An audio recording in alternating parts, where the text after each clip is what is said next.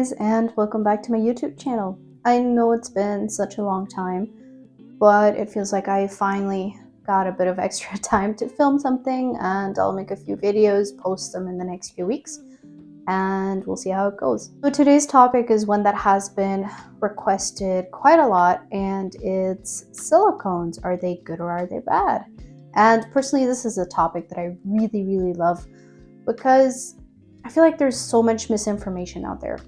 And obviously, as a certified trichologist, I did learn some more about the subject than I already knew beforehand.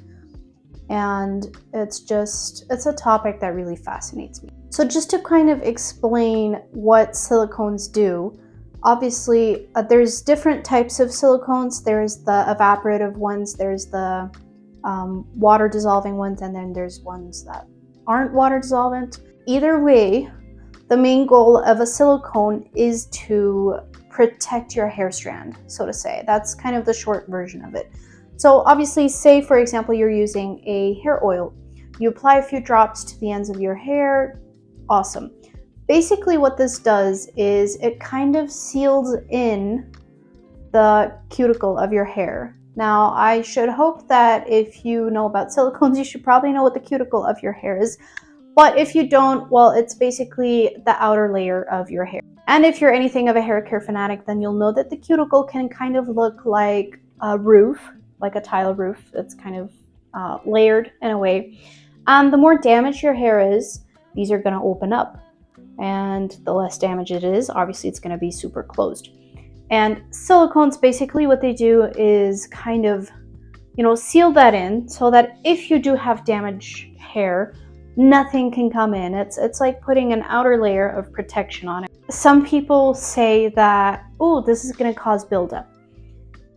Now, personally, I'm kind of in the middle here because silicones are amazing, but they need to be used correctly and they need to be used moderately. If you're someone who doesn't really have damaged hair, obviously what they're going to help with is kind of keep your hair moisturized and just make sure it's not going to feel dry and make sure it's not going to get damaged, all those things.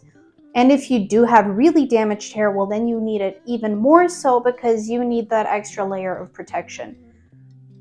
But the thing is, some people do feel that it can build up on their scalp. Now, it would make sense given that, it's kind of like a layer that builds up, a whole thing. But see, the thing is, you want the protection all over your hair, not just, your ends. So my personal recommendation, and this is what I feel works for me and what I've liked so far, is if you use a shampoo and if it does have silicones and you're a person prone to buildup or a person with sensitive scalp, maybe avoid it.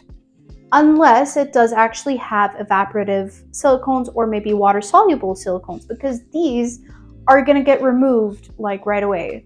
They can't possibly build up. I'm going to leave a list in the description with like the types of silicones, or maybe I'll put it in the video, we'll see. And then you can see which ones are the regular ones, the evaporative ones, and the water-soluble ones.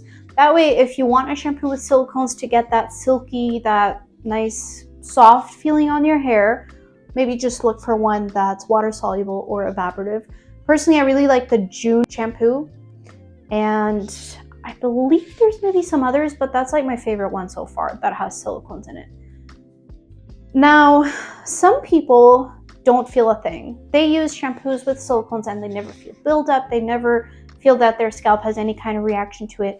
And you know what? That's great, because for some people it won't.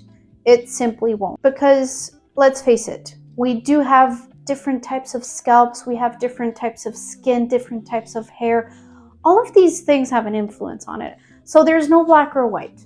It's what works for you. And I think I've said this ever since I started my Instagram page. It's like, okay, this is what works for me, but it may not work for you. Like, this is not, if I'm saying that this worked for me, that now it'll be the perfect routine for you. It probably won't, because we have different scalps and different hair. As for silicones in conditioners and in hair oils and hair masks, I'm going to tell you my personal opinion, but you may not agree with it. you know? So I personally love silicone oils. As far as length retention goes, because the longer your hair gets, the more difficult it'll be to retain your length. It's the one thing that has helped me out the past few years. Every time that I've thought, man, I probably reached my terminal length, silicones have just helped me out. Now, I do prefer them in a serum, and I would usually only use it on wet hair because you need to know the difference. Regular oil, while it does seal in, it's something that just kind of sits on top. With silicones, it's more of it actually penetrates your hair and seals everything. So if you have dry hair, and I'm not saying like dry as in not damp, although it can be a thing, but if your hair is just feeling dry, you're using a silicone serum but nothing underneath it, it can possibly lead your hair to feel even drier. You need to use a leave-in conditioner or a conditioner or something beforehand to make sure it's sealing in some good things underneath it, which is why a silicone serum, I do use it about 2 to 3 times a week after washing my hair. Sometimes I will use it every single day. The only reason I don't do it too often is because I have really fine hair and therefore I don't have a lot of volume, and silicones being of the sort that they will obviously, kind of reduce the volume in your hair because of sealing everything in very nicely. I don't use them every day unless, I really feel like I need it. Sometimes if I do use it daily for quite some time, it can just kind of feel like my hair doesn't have volume anymore, and so I just kind of do like a detox or whatnot. As for conditioners and hair masks, I personally love them in conditioners. Hair masks, not so sure. So far my experience has been that it's slightly drying because I just washed my hair with shampoo and I'm applying a hair mask and it's not really, it's not really mixing well. But if I do shampoo and regular hair mask and then seal it in with a silicone conditioner, now that is really usually amazing.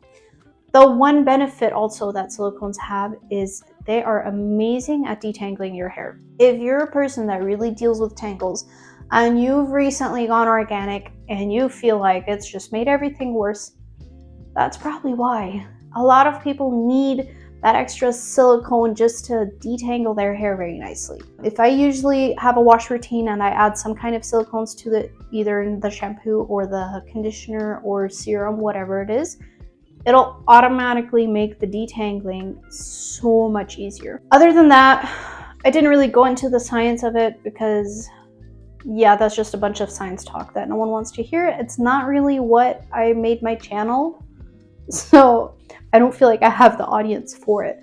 But this is kind of, I guess, maybe just like a pro-con thing of silicones. Should you not use them?